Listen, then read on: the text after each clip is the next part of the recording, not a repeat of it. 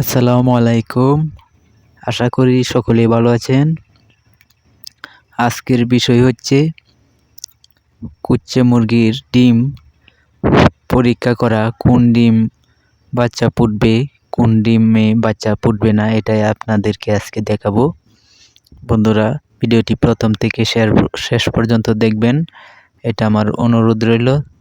দেখুন বন্ধুরা, আমি একটি টর্চ লাইট দিয়ে ডিমগুলি পরীক্ষা করতেছি। দেখুন, যে ডিমে দেখবেন ডিমের ভিতরে রগ আছে এবং লাল লাল ভাব, সেই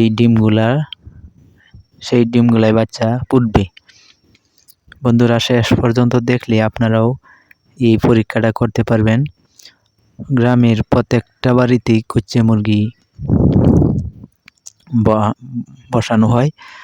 দেখা যায় 10টা ডিমে কি 15টা ডিম দিলে সেখানে 2-3টা ডিম শেষ পর্যন্ত থাকলে এটা কাঞ্জা হয়ে যায়, নষ্ট হয়ে যায়।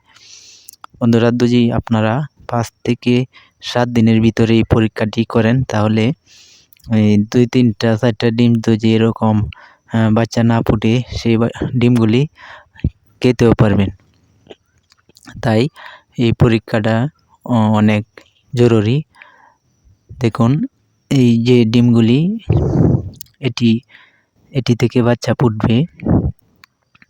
বন্ধুরা, সাথেই থাকুন, দেখতে পারবেন কোন ডিম থেকে বাচ্চা ফুটবে না। এই দেখুন, এটাতেও বাচ্চা ফুটবে। আমার এখানে 10টা ডিম আছে। 10টা ডিমের মাঝে সবগুলোই দেখা যায় বাচ্চা ফুটবে। দেখা যাক বন্ধুরা, সাথেই থাকুন। এই যে ডিমটা, এটা হলুদ দেখা যায়, এই ডিমে বাচ্চা ফুটবে না।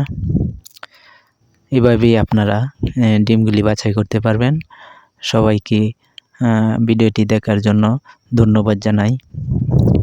ভিডিওতে অবশ্যই একটি লাইক দিবেন ও চ্যানেলটি সাবস্ক্রাইব করে সাথে থাকবেন এরকম আরও ভালো ভালো ভিডিও পাওয়ার জন্য।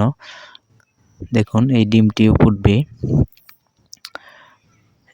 আজকে এই পর্যন্তই। সবাইকে ধন্যবাদ।